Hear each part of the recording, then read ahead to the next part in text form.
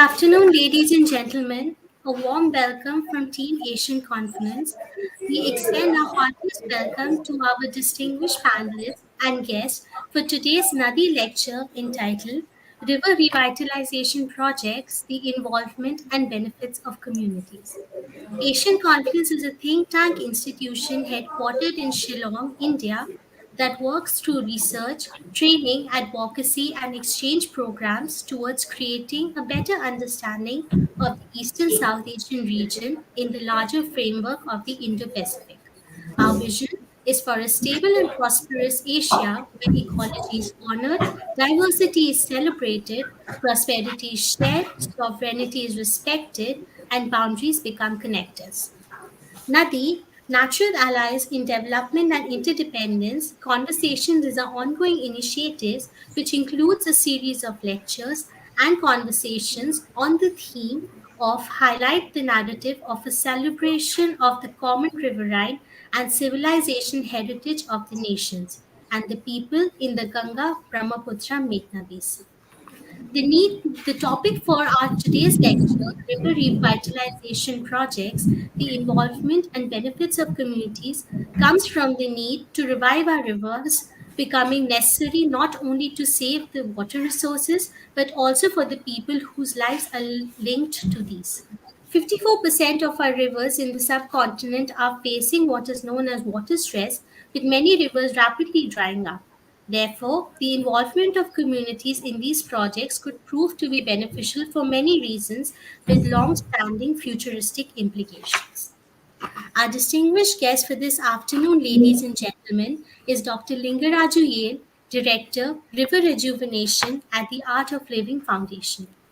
Dr. Lingaraju Yale is a well-known and highly respected geohydrologist of India who was formerly the director of the Karnataka State Remote Sensing Application Center.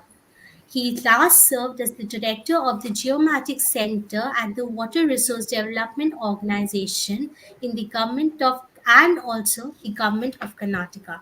His long and illustrious career in the field of geohydrology spans over 5 decades.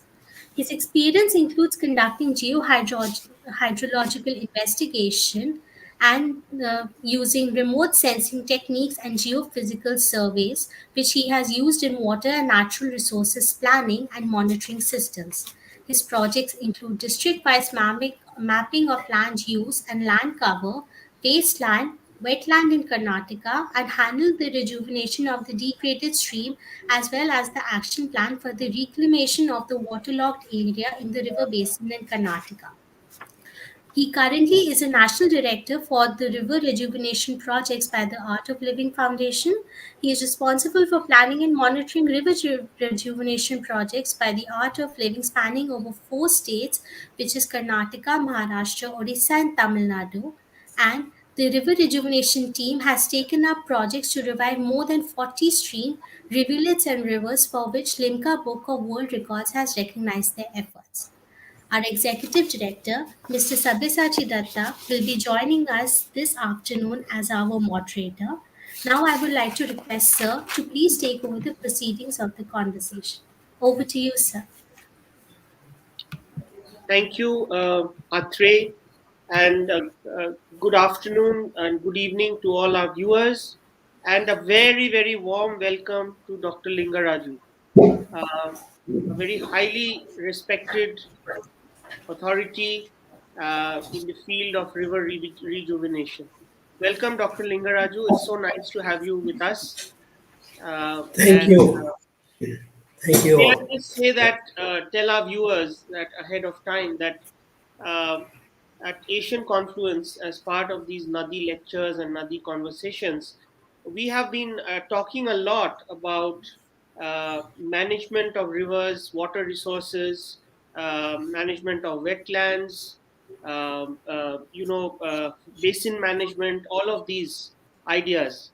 And the NADI conference is also coming up.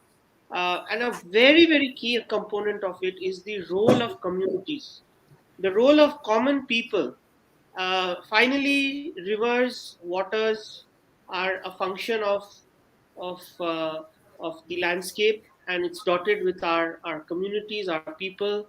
It's inhabited by other beings. And I think the work of Art of Living Foundation, which is one of the biggest community mobilized organizations inspired by the vision of His Holiness Sri Ravi Shankar ji, internationally known humanitarian of our times, has been exemplary. The example of Art of Living having rejuvenated so many rivers in southern India has been exemplary uh, case of how communities have been inspired and mobilized and guided um, to revive rivers, and it also shows that it is possible that to turn some impossibles back. So, on that note, Dr. Lingaraju, to say that how delighted I am to to be having this conversation, and to start off, I want to ask you your personal journey of how did you get into this field, and how did you get into this whole area of work, and your own little bit of a story of your own life, a little bit for in this concept, in this respect. Oh, yeah, please. Thank you very much, Dattaji. Um, it is a really a good question you asked me because I can go back to my memories and my journey along with the water. um, in fact, when I passed out my MSc geology, I was dreaming of becoming an exploration geologist, searching for gold. But when I joined the government department, my guru and the then head director of department, Dr. B.P. Radhakrishna, told we are good enough for the industries and the mine owners and the rich people, but we have to think of the farmers who are suffering for want of water, and water is more than precious than gold, and that remained me in my mind. And I was the first one of the first batch of geologists working for groundwater. At that time, the groundwater was not known in the department, not much known in the department, and there was no such department at all. And only the diviners and here and there people used to dig the well and fail and inherit the loans they used to take from the private lenders. There was no government scheme to give the loan to the farmers. So that was the situation, and we were made to work in the field. So field was our whole university, because even in the syllabus what we studied, there was no much on the groundwater. So when we had to go to the field, talk to the farmers, and find out all the existing open wells, how they get dried up, and how the groundwater occurs in a hard rock terrain. That was a very very big interesting topic for us. So we had to walk to each and every well and make an inventory and prepare a map of geohydrology. So that was interesting, and then later we could find out there was very good potential in the below the surface which we could not see, and everybody was depending on the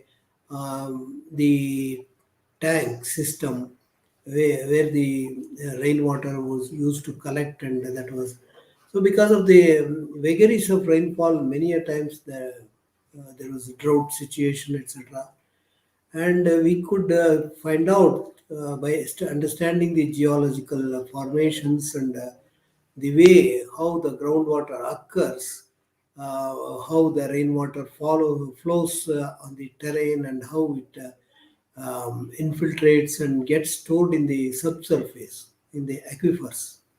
These aquifers we could explore by way of geological mapping and doing some inventory of wells. We could establish that there is very good potential. Even this area is known as hard rock terrain. There is very good potential of groundwater. We should and we showed it to the government that there is very good scope for groundwater. Then the electricity came up, and the lot of development started. The people started getting the loan for digging the well, and the electric lines were drawn. Then till then they were depending on the manual mode of exploitation of the groundwater. When we could map and show the zones of groundwater occurrence by the geological studies, there was a lot of development. There was a scheme called electricity KV scheme to protect to exploit the water using the electricity. Till then, they were depending on either manual mode or using the diesel like that. So this exploitation started, and we were very happy to show the locations of the wells where they can get water by the geological mapping, and also exploratory drilling wells and all that. So the state started exploiting water, and it was proved that the groundwater is better potential than the surface water, because even individual farmers could go for a well and depend on the groundwater through the year to produce vegetables, fruits, and even paddy. They started irrigating. So this was a big change, and the exploitation continued.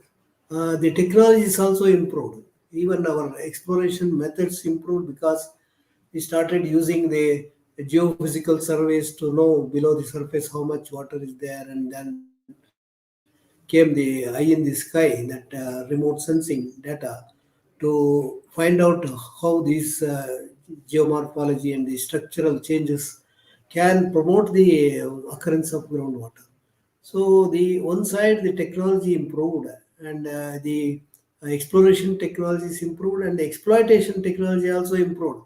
The people started drilling wells. There were no drilling machines at all. There was a sort of machine which was used to take 1 month, for even more than a month, to drill a well, and people were fed up, because they used to feed the drillers with food, and farmers were fed up.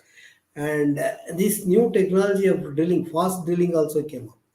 And the pumping, people were afraid of going for deep borewells, because what kind of pump can work there, and they were afraid, even if we put the submersible pump, how if it comes for a repair, and how that can be rectified, all that worries were there. But the technology improved. The very good submersible pumps came, and the exploitation technology also improved. Exploration technology improved, exploitation technologies improved. But the pathetic situation is, nobody thought of how this groundwater occurrence can continue. How much water is there below the surface? People used to say there was a river below the surface and all that, which was a faltu. But we could realize, as geologists, we could realize there is a limitation. There is a balance. We have some balance between the recharge and discharge, and even that can happen with the hydrological boundaries. But however, people were so much happy to use groundwater, and even the government encouraged giving them loan schemes, and even they were reviving the schemes. If they failed in getting the water, the loan to be repaid was also they gave a lot of concessions and all that. So this kind of encouragement made helped the farmers. They became rich and all that, but natural sources of water got depleted. Then the geologists also thought how the occurrence of groundwater can be renewed. The water is identified as a renewable resources. This renewability was not happening, because all this, since hundreds of years, whatever the water was accumulated in the shallow aquifers got dried up, and the open wells became a history. It was not working. Everybody had to go for deep bore wells. So this connection between the natural replenishment and the exploitation was imbalanced.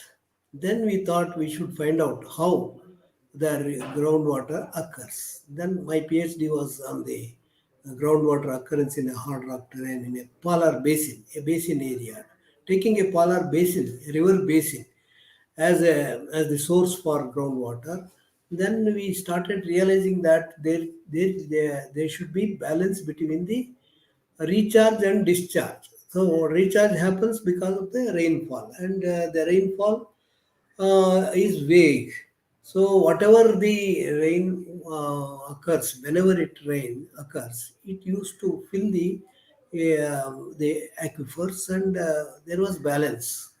But this balance, when got disturbed, then people start failing, and they went on drilling deeper and deeper, and deeper borewells started making the shallow aquifers dry, and one deep borewell would dry up 10 shallow borewells. That kind of situation occurred.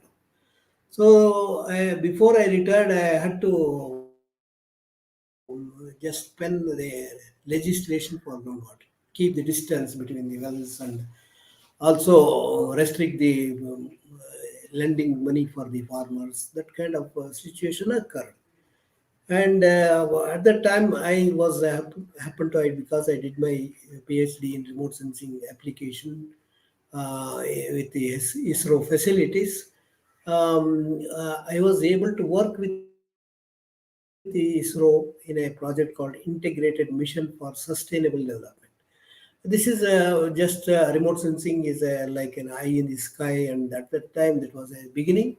And the whatever the satellite images that we got are being interpreted, and thematic maps were made. These thematic maps were overlaid and also integrated. We could see what is happening where, barring the administrative boundaries, how a river flows, how the rainwater converts itself into the groundwater, how the river flows in the base, like environmental flows occur. All this we could understand and relate this to the exploitation status.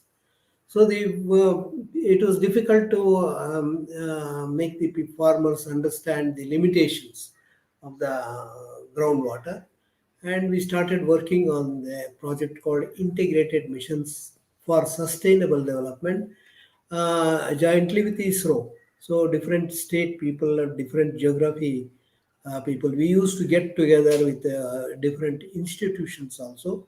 So the groundwater became a multidisciplinary subject. So it is not only the geology, it is also the vegetation cover which naturally recharges the groundwater. The forest cave. The forests are like banks of the rivers.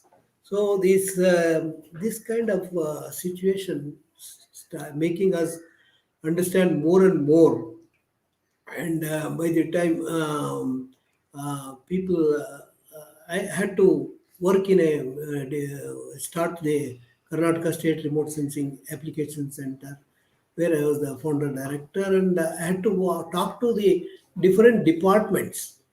The problem with the government is government divides its role in different sectors and departments, and each department will have their own programs and potentials and limitations on the funds and political will, everything.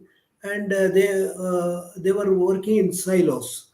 But nature, it is not like that. Nature, a very your title says, nature has an integration. It has an alliance. It is that has to be understood. That is where, in the end of my service, I worked in a water resource development organization, where I applied all these technologies and prepared an action plan. And there was a willing, there's a politician who was willing to take this advice. So he integrated, he made the departments to put together and put it into action.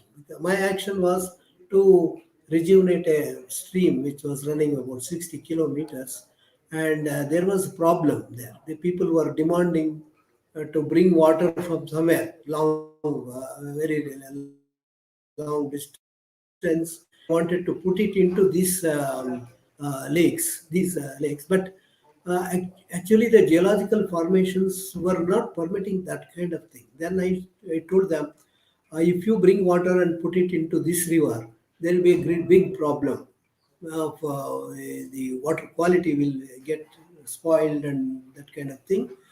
So people were angry upon me, but I asked them to give me 3 months time. I will prepare an action plan to this stream called Ichalalla. And I made an action plan within a few weeks using their remote sensing data. And I showed them how this river can be revived or the rejuvenated. So it was all silted up streams, and the water was stagnant. It was black cotton soil. If you put more water on the black cotton soil, it will create salinity. All that it took my all efforts to convince both the people and the government. At that time, the people were not happy in the beginning, but when we started working, the to dredge the streams and put the check dams and see that water stays there and percolates, and their wells got water. So then the community, that area, they were very happy to see that change. Within about 6 months, lot of things happened because different departments also put their efforts. There was land army, there was a watershed department, there was a irrigation department. All these departments joined together, and also the community, the farmers there. So I had to make the presentation in the local language so that they will understand, and it could happen, and that was a success story. Then I thought we should extend it to the other areas of the state, but I was retired at that time, and my all my aspirations was in vain. I could not think of.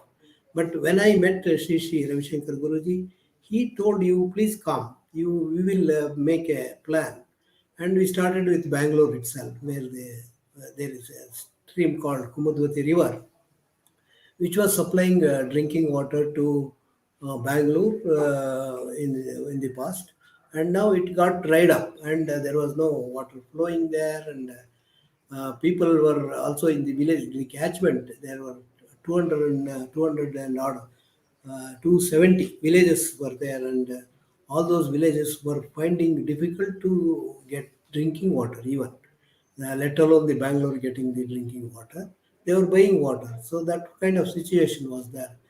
Then I used my all my experience and prepared an action plan for about 260 square kilometer, 460 square kilometer, and 220 villages. And it was taken to the government. Government, no department approved it. And then even my own friends, experts, they were making fun of me, telling that how can a river be rejuvenated? It's all waste, they were telling. But when I met Shri Guruji, he said, you come, we will do that. And he did a walkathon and brought the concept called Volunteer for Better India. So he made a walkathon in Bangalore, and he suggested volunteers to join me in implementing a plan which I made for Kumadwati. So that's how in the weekends many volunteers came with me, and we went to the villages. We saw those dried up open wells, I mean the Kalyanis, which were used for drinking water in the olden days. We cleaned that. We started like that, but before it rains, I just identified some places where we can catch the rainwater and recharge it along the streams. So that there was no funding support also. Then the volunteers themselves, they funded, and we created a few recharge wells, which really worked. It clicked. The wells which we cleaned got the water level up, and that was the turning point. Even the government people, the government officials in that area, they visited, and there was a meeting in the government where I had to present it, and there was actually a lok adalat where the court reviews the work of the government.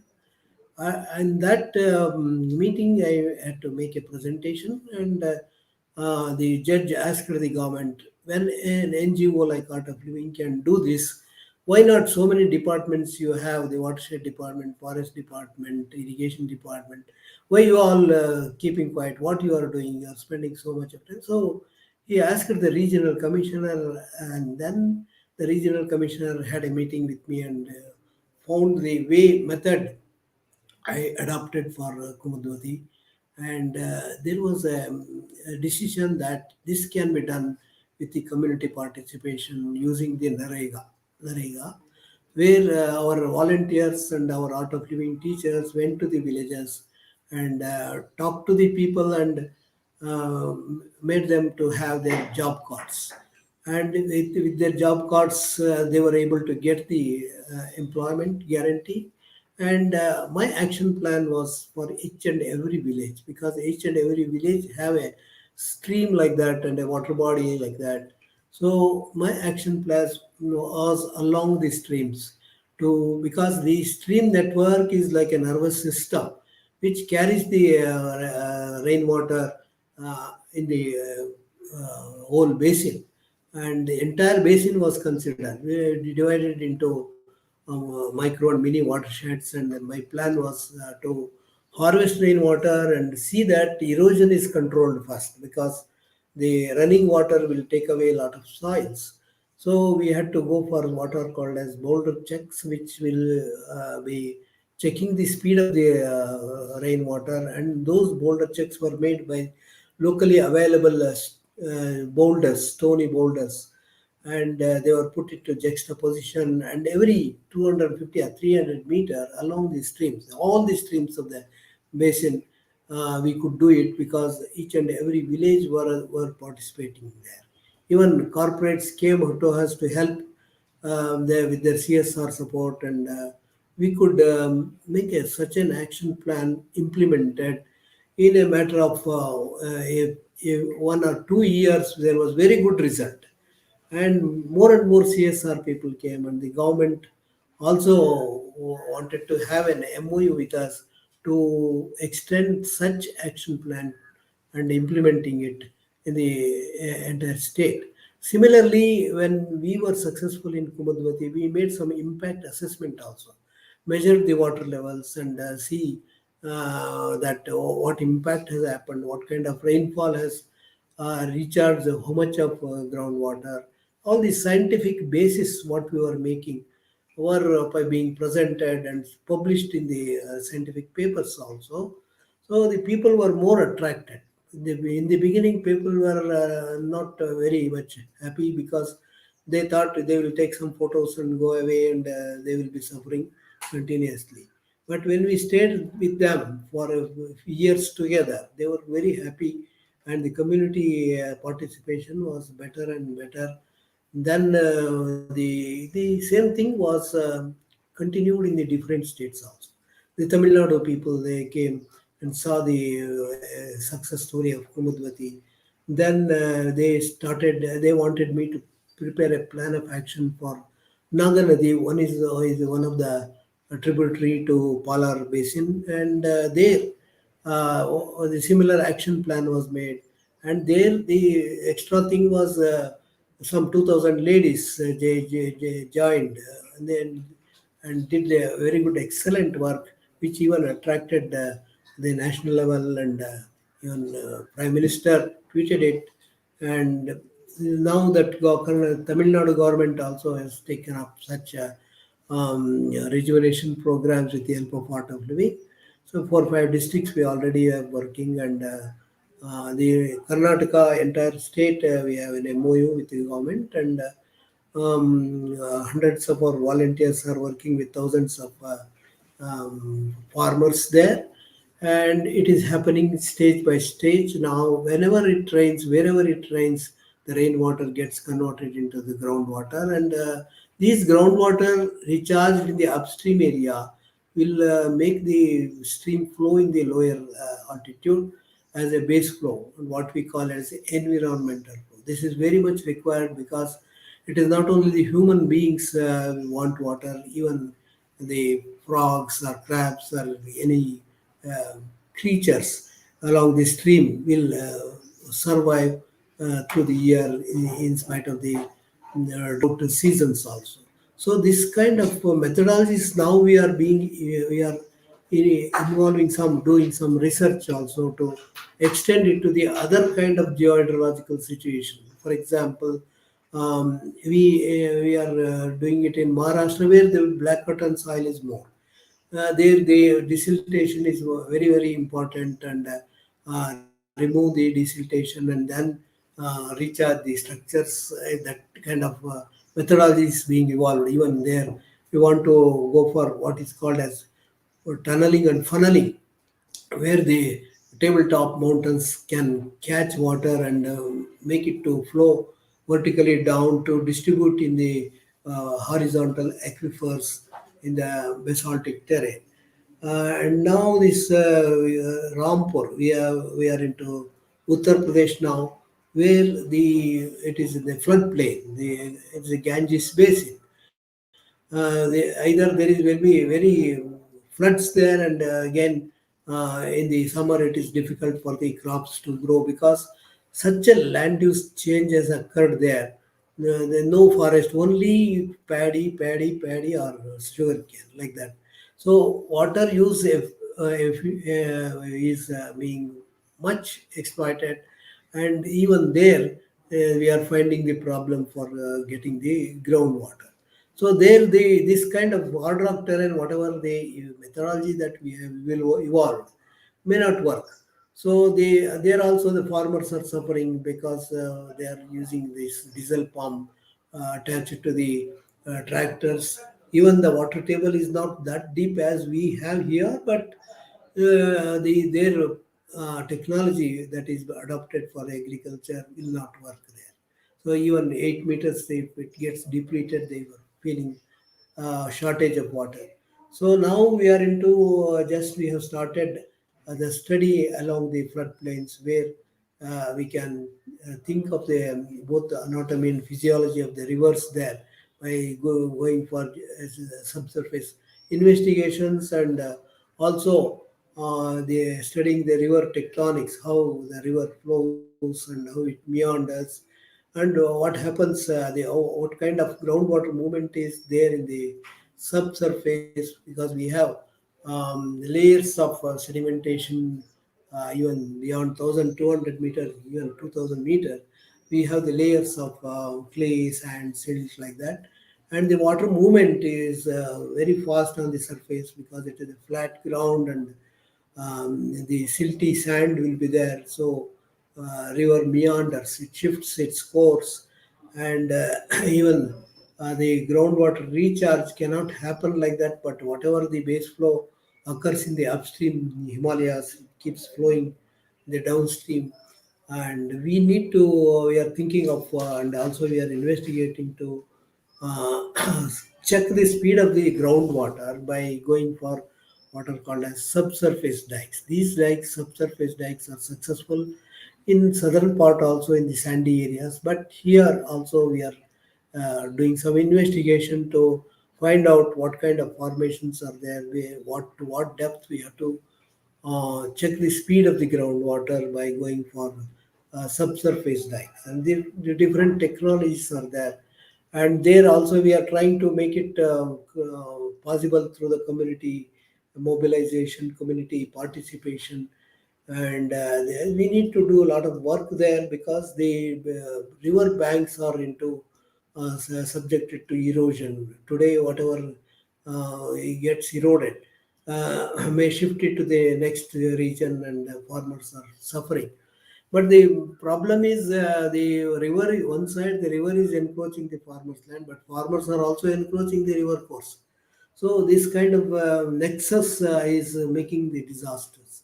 So we need to go for some policy like that to have a buffer zone along the stream, and there should be a bank protection work which will be helpful to the farmers also, because we can't say the farmers to go away. with their occupation.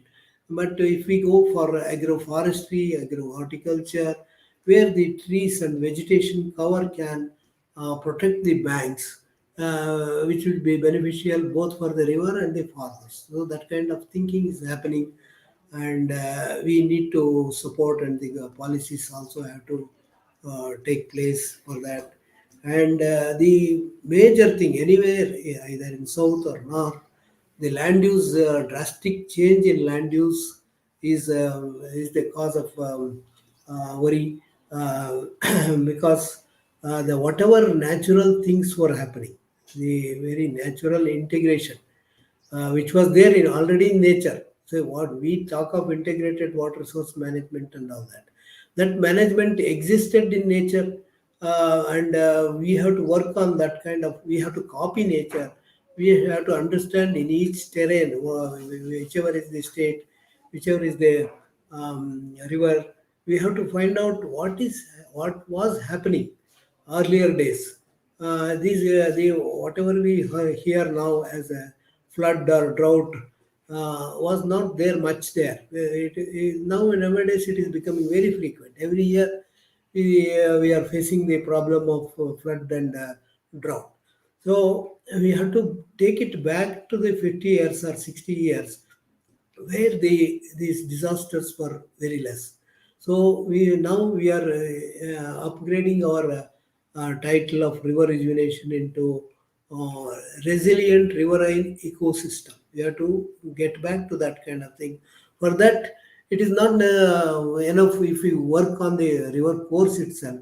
We have to find out its catchments, and each and every village will be like a cell of a living body. So each and every village we have a role to play.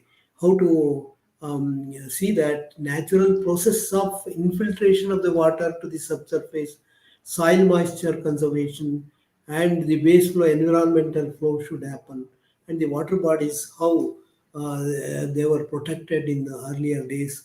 Now encroachment is there in this, especially in the urban areas.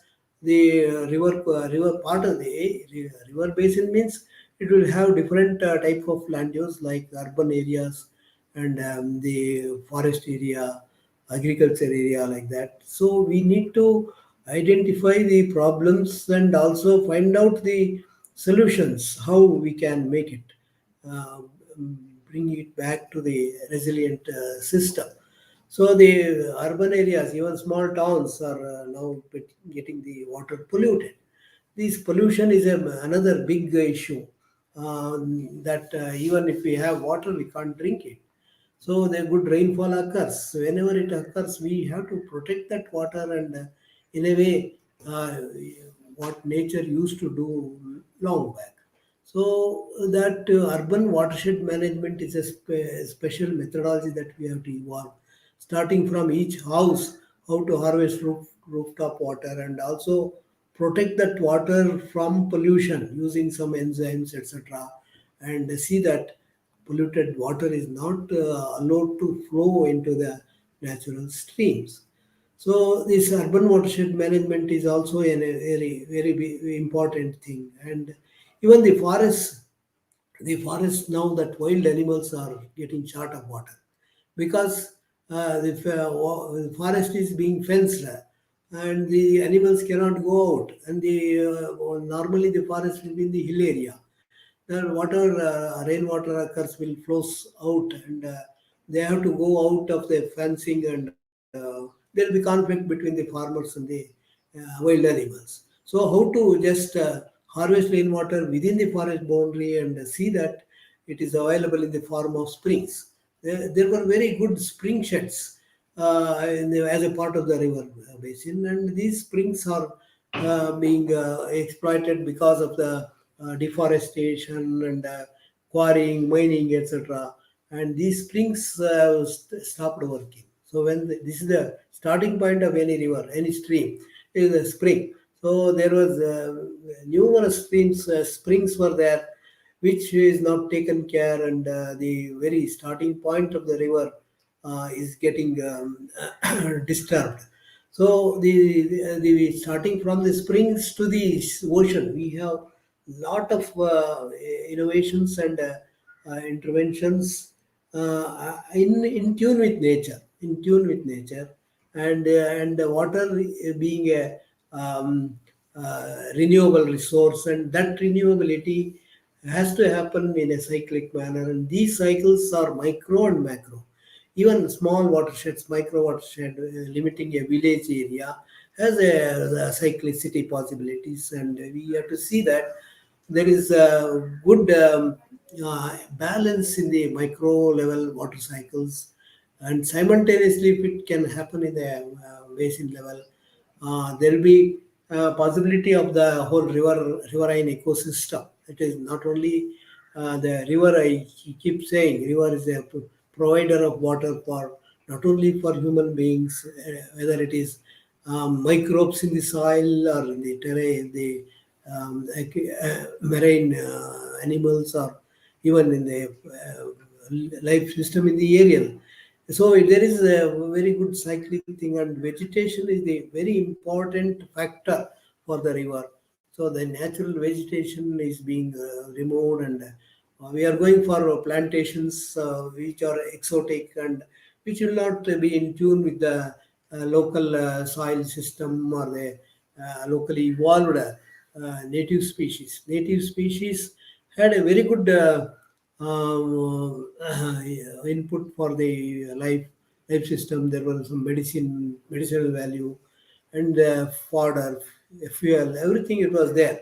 So now we are into just removing it and bringing some species from somewhere, and for the sake of making money, going for eucalyptus plantations and acacia, etc. And monocropping, we are doing that. And the soil always wants a diversified root system which can anchor this soil. For example, the plantations, coffee plantations or tea plantations, they have the monocropic thing, and a sort of syntax of the root system will be same, and thereby, and also we are going for what are called as the stay homes, or even resorts, etc., and where the land is being changed drastically. So we are into landslides, and also the short of water in even in the Western Ghats. So this kind of thinking, first of all, if we can understand what is a river and how the riverine ecosystem can help the society, and participation of each and every human beings is very important. And river means it is not just force of water; it is an entire basin, and we have any village will be part of some river basin, and we should plan it in such a way the river basin wise. It is not only with respect to water; it is with respect to the vegetation cover and all, even agriculture. There is a very big damage is being done by the agriculture, going for intensive water intensive crops and pesticides and all this kind of pollution is also happening, and we are meeting with the problems also. The farmers are facing problems of this water shortage, or it be, or then the price will be going down up and that kind of thing. So the rejuvenation of a river or a riverine ecosystem is not just water, but optimal utilization of the water, and keeping the health of the river is very important. So each and every human being living in the basin is part of the ecosystem. It is not only the creatures that they live; even human beings are part of the ecosystem. And being the part of the ecosystem, we have to, if we want to maintain our health and prosperity, we have to keep the health of the entire riverine ecosystem. That is where the people participation is very important. Understanding nature and protecting the nature is very important. So whatever we have been doing from Art of Living has all these components in different stages there, and we want to create such models in each and every state, and also the different geohydrological system, because in the diversified geology, diversified climate, a diversified soil system, the one method will not help, and the method that we copy from nature.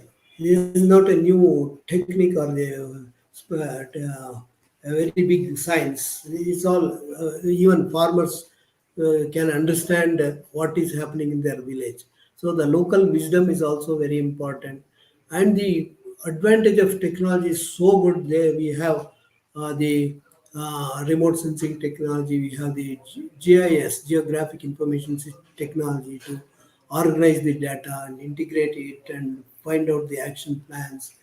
And not only that, even the communication is very important.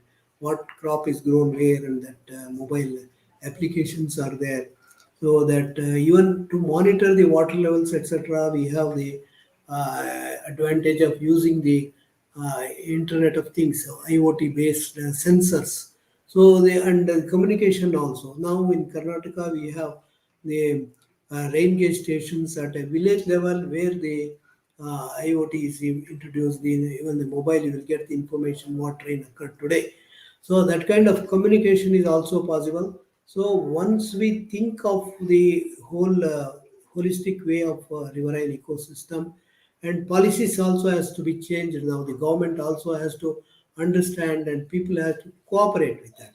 So that kind of thing definitely, it is not only problem of the country; it is a global issue, and uh, every person has a role. And let us make some models created, and just extend it to the entire globe. That is that's what I want to say. Any questions? You are welcome. Yeah, thank you, Dr. Lingaraju. I think in a short amount of time, you have given us excellent 360-degree view of the various aspects of a river and the various dimensions. We often think that a river is just flowing water, but there is a vertical aspect to a river. There is a lateral aspect to a river. There is, which is the wetlands. There's a vertical aspect, the groundwater, the aquifers, and I think you also highlighted, which many of us don't often realize, that a river is a function of many arteries of the big rivulets and aquifers.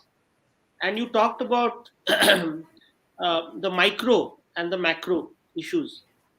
On that count, I want to ask you that in a country like India, now, India is, going for trying to make its next economic revolution. There are very ambitious policies of growth, development by the government, uh, and agriculture is a very big component of it.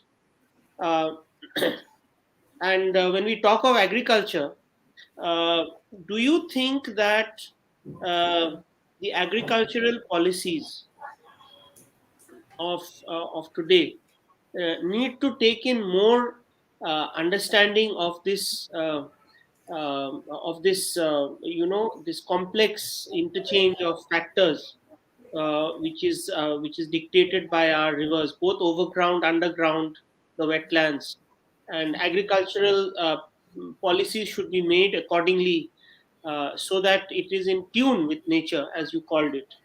That is my first question. And my second question is, today, at a micro level, as you said, every village is on some basin or the other, and at a basin, and every village can contribute. Every person can contribute to a better land use and a better use of the water resources, and for prosperity for all, not only for prosperity of oneself, but of the community, of the animals, of the plants, and of the water quality itself, which is life giving. What can be done? What can be done at a macro level policy and a micro level to implement this micro level interventions that are necessary, because it seems like in our country today we are at this micro level. Interventions are becoming degraded. For example, in many villages I see now, they don't even recognize what is a river. Sometimes somebody is building a building on top of a small rivulet. Some puddles are coming up, the water is getting contaminated. In the northeastern region I see many hill areas where many villages have run dry. The groundwater has been polluted. I would, as for now, I would like to ask you these two questions basically. Sorry, your first question, you please repeat. The agricultural policies. Ah, Yeah. yeah. See, whatever the policy has to come before that, proper education has to be made. See, whether it is a decision maker or the end user. Uh, the question is when we make some policy, it should not get disturb the peace of the people. So now I'll just share my experience. See, here we started the Polar River Rejuvenation, where there is a point where the river originates. It is just a wasteland, it's a hillock area. And where we planted some 30,000 saplings there. And whenever it rains, the system will attract the water and makes the whole hill area with like a water tank. And this has given rise to a spring there. So that spring is the starting point of the river. So once the farmers are involved in planting those saplings and giving them incentives and all that, they were happily able to plant that area. But the very adjoining area, I took a panchayat with 6 villages. Those 6 villages were into growing vegetables by going for deep bore wells. And they were putting into last tomatoes, especially. So they were putting into last. So what we did was we convinced them, instead of these water intensive crops, we cannot discard that, because they were happy and they are used to it. We told them, if you have 1 acre of land, you go for 1/4 of that area for the horticultural plants, which we give them grafted varieties of fruit yielding trees. And we gave them, each farmer, about 700 farmers, were given on 7,000 of the saplings, which they were happy to plant it, because that was an additional income to them. So, and we gave in such a way, 1,000 species will be of one variety, so that they will get the products in a season, and they will be able to sell it. So very good varieties of fruit yielding trees they could plant. Now they will be expecting another 3 4 years, the production will start. Even if their vegetables, the market fail, there will be an additional income from the fruits. So the practical implementation like this, look into the farmers' problems, we can do it. They will practice it. Once they practice it, that should become a policy of providing them the whatever the government incentives, etc., should happen. Otherwise, what happens, we make the policies and it will not be implementable.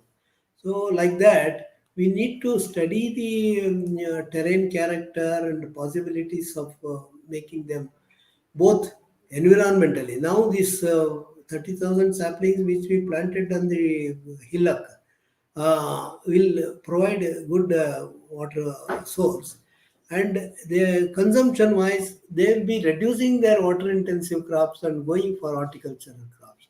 That also will bring incomes for me. The entire basin, now that micro watershed or mini watershed, is balanced there.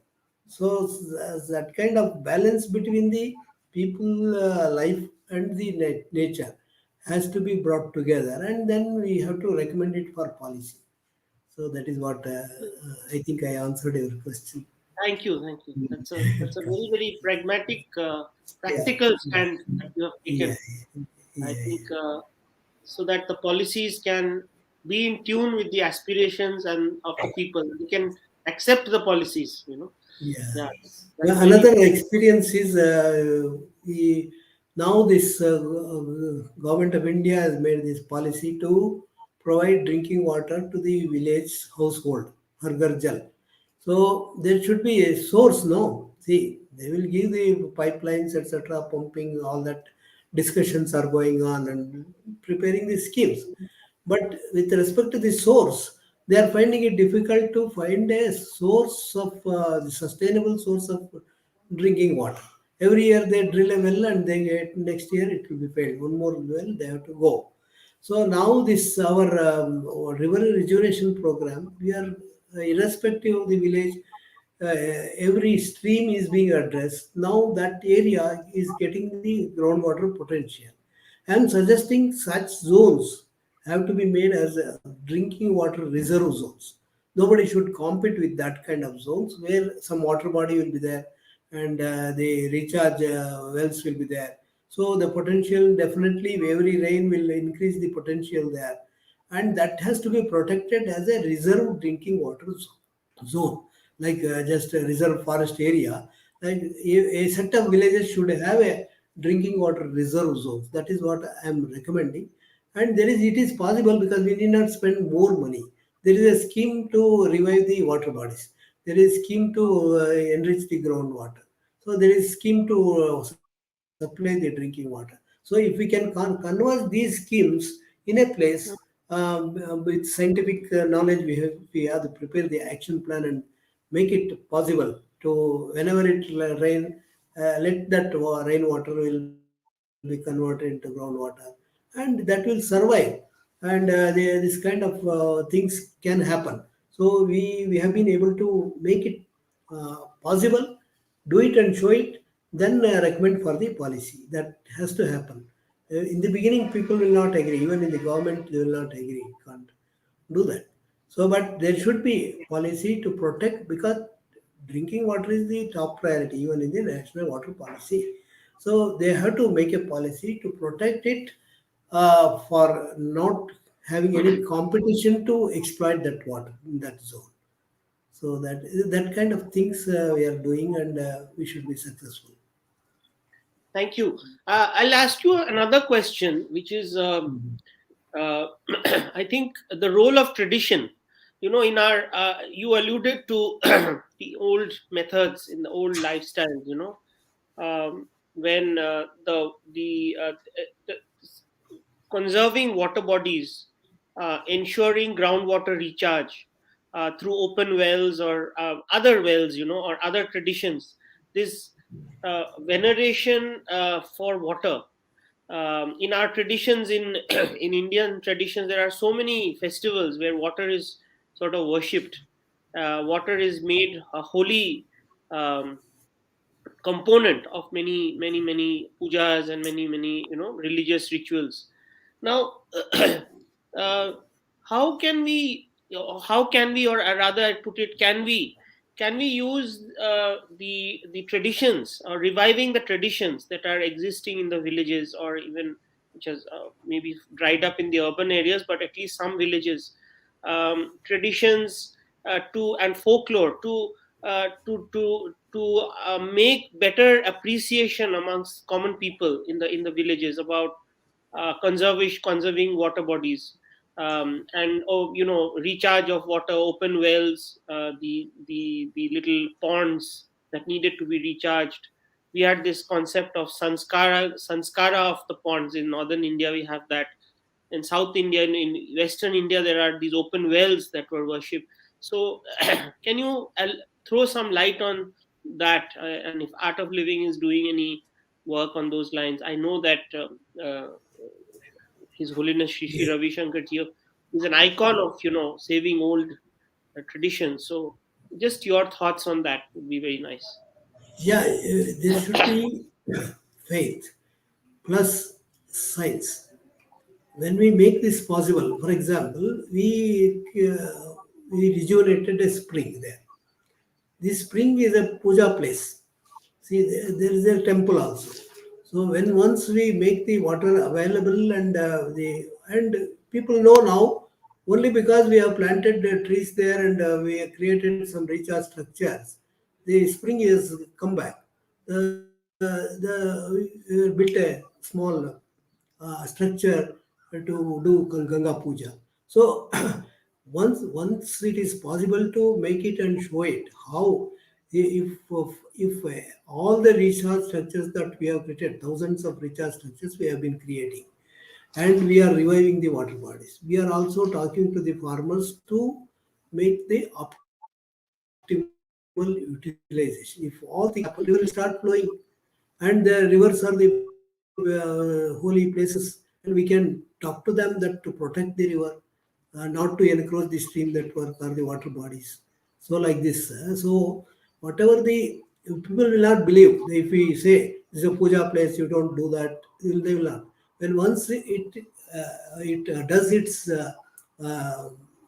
job, or the benefit that we are going to accrue and get it, the people will respect it. So then the value of the spiritual traditions will also come.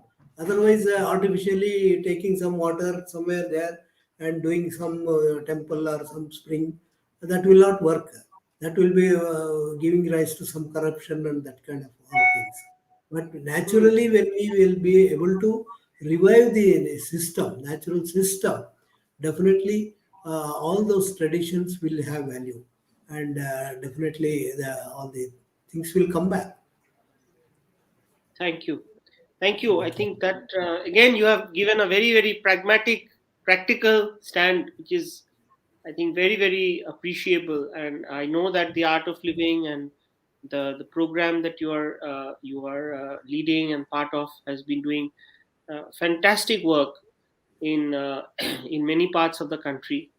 And I think one last question, because we seem to be running out of time, is that how do you see the next, the next, what is one recommendation you would make to sort of at a policy level that needs to be happening now, so that in the I mean, we had a basin bill in parliament, which was just still not been been, I think, passed yet, if I'm not mistaken.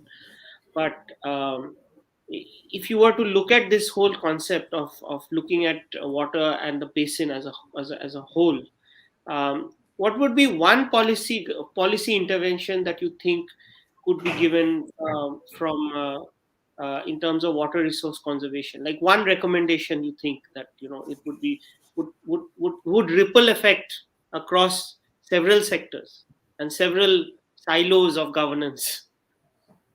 Yeah. Now we have this Gram Panchayat policy. Every village has their own powers to implement. They are empowered with all the. So the proper awareness should be brought among the people. Their own lands, if their own lands are improved, if their own water resources are improved, they will vote for that. Yeah.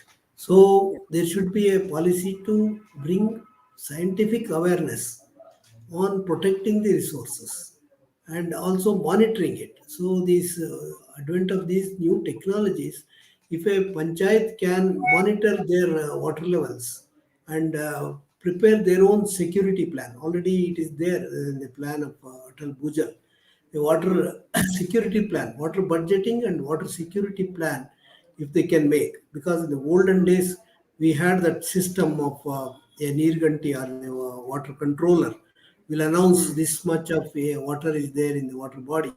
Only this mm, kind of crop should be grown. And people mm, used to follow that. So that system will not work now. Now, if we have these all scientific aids to understand their own geology, geography, and the water sources, and these mm, gadgets to know how many wells we have, what kind of rain it occurred, and what is the level today, and tomorrow what kind of crops can survive if they can, using all your artificial intelligence on these gadgets, etc. It comes back. People should follow that with a lot of awareness. So the water literacy and the awareness on the scientific aspects plus their own prosperity. their marketing also very important. So if it becomes practical, at least if we can make some models and replicate it, it will Hmm. really it is a good thing to uh, dream of. Thank you. I think on that note, that's a very, very uh, important intervention, important and has many ripple effects. Because once people realize, uh, people realize the value of what they have and what can be done, the policies will follow, the politics will follow, and results will be will be on the ground. So on Yeah. that note, I think we've run out of time, Dr. Lingaraju, but it has been an absolute delight listening to you and learning from you on these so many very different aspects of river rejuvenation and the riverine ecosystem, rejuvenation of the riverine ecosystem, as you called it. And I look forward to working with you further at the Asian Confluence, and how to see what we can do to take forward this narrative and the wonderful work that you're doing with the Art of Living Foundation. Thank you on that note, and thanks to all our viewers for joining. Thank you very much. You are most welcome to join us, and I thank you for giving the opportunity to share all my views with you. Thank you.